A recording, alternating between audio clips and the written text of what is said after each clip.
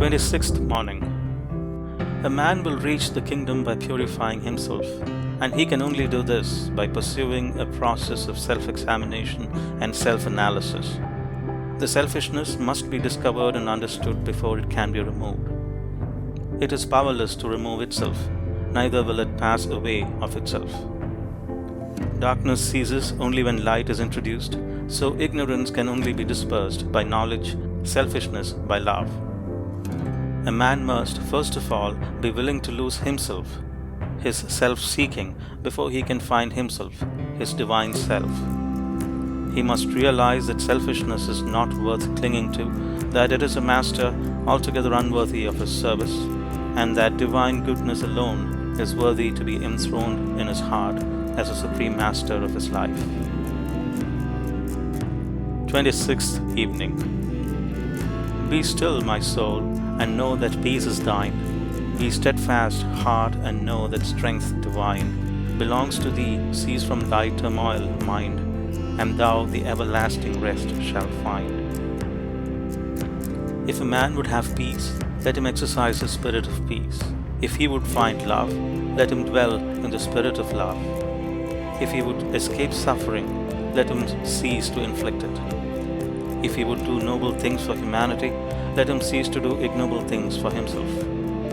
If he will but quarry the mine of his own soul, he shall find there all the materials for building whatsoever he will, and he shall find there also the central rock on which to build in safety.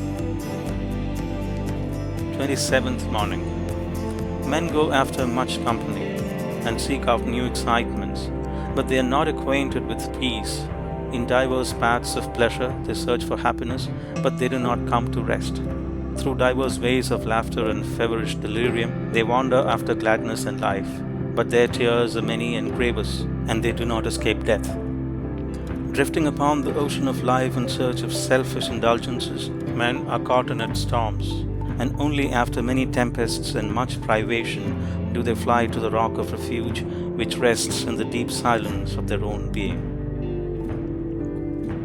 27th evening. Meditation centered upon divine realities is the very essence and soul of prayer. It is the silent reaching upward of the soul towards the eternal. Meditation is the intense dwelling in thought upon an idea or theme with the object of thoroughly comprehending it.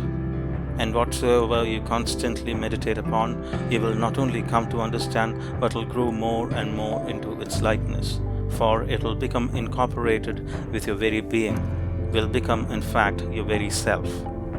If, therefore, you constantly dwell upon that which is selfish and debasing, you will ultimately become selfish and debased.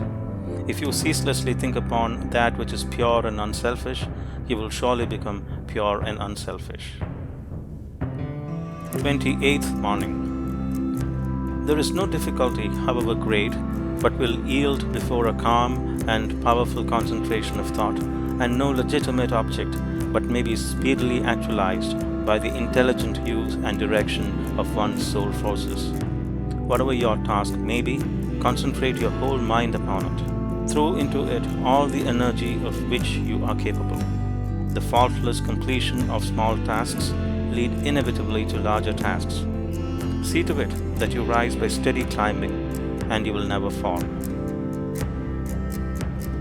28th evening. He who knows that love is at the heart of all things, and has realized the all-sufficing power of that love, has no room in this heart for condemnation. If you love people and speak to them with praise until they in some way thwart you, or do something of which you disapprove, and then you dislike them and speak of them with dispraise, you are not governed by the love which is of God. If in your heart you are continually arraigning and condemning others, selfless love is hidden from you. Train your mind in strong, impartial, and gentle thought. Train your heart in purity and compassion. Train your tongue to silence and to true and stainless speech. So shall you enter the way of holiness and peace, and shall ultimately realize the immortal love. 29th morning. If you would realize true prosperity, do not settle down as many have done into the belief that if you do right, everything will go wrong. Do not allow the word competition to shake your faith in the supremacy of righteousness. I care not what men may say about the laws of competition, for do not I know the unchangeable law, which shall one day put them all to rout, and which puts them to rout even now in the heart and life of the righteous man? And knowing this law, I can contemplate all dishonesty with undisturbed repose, for I know where certain destruction awaits it. Under all circumstances, do that which you believe to be right, and trust the law. Trust the divine power which is immanent in the universe, and it will never desert you, and you will always be protected. 29th Evening. Forget yourself entirely in the sorrows of others and in ministering to others, and divine happiness will emancipate you from all sorrow and suffering. Taking the first step with a good thought, the second with a good word, and the third with a good deed, I entered paradise. And you also enter paradise by pursuing the same course. Lose yourself in the welfare of others. Forget yourself in all that you do. This is a secret of abounding happiness. Ever be on the watch to guard against selfishness, and learn faithfully the divine lessons of inward sacrifice. So shall you climb the highest heights of happiness, and shall remain in the never-clouded sunshine of universal joy, clothed in the shining garment of immortality. 30th Morning. When the farmer has tilled and dressed his land and put in the seed, he knows that he has done all that he can possibly do, and that now he must trust to the elements and wait patiently for the course of time to bring about the harvest, and that no amount of expectancy on his part will affect the result. Even so, he who has realized truth goes forth as a sower of the seeds of goodness, purity, love, and peace, without expectancy and never looking for results, knowing that there is the great overruling law which brings about its own harvest in due time, and which is alike the source of preservation and destruction. 30th Evening.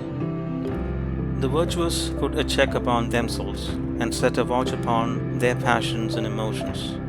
In this way they gain possession of the mind and gradually acquire calmness. And as they acquire influence, power, greatness, abiding joy, and fullness and completeness of life.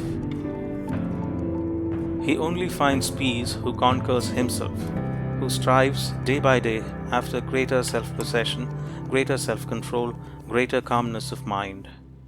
Where the calm mind is, there is strength and rest, there is love and wisdom. There is one who has fought successfully innumerable battles against self, who, after long toil in secret against his own failings, has triumphed at last. 31st Morning. Sympathy, bestowed, increases its store in our own hearts and enriches and fructifies our own life. Sympathy given is blessedness received. Sympathy withheld is blessedness forfeited.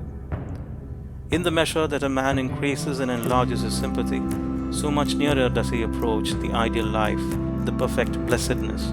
And when his heart has become so mellowed that no hard, bitter, or cruel thought can enter and detract from its permanent sweetness, then indeed is he richly and divinely blessed. 31st Evening. Sweet is the rest and deep the bliss of him who has freed his heart from its lusts and hatreds and dark desires.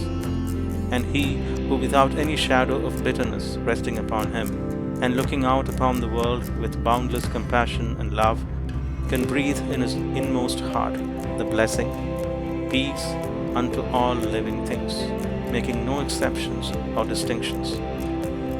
Such a man has reached that happy ending which can never be taken away, for this is the perfection of life, the fullness of peace, the consummation of perfect blessedness.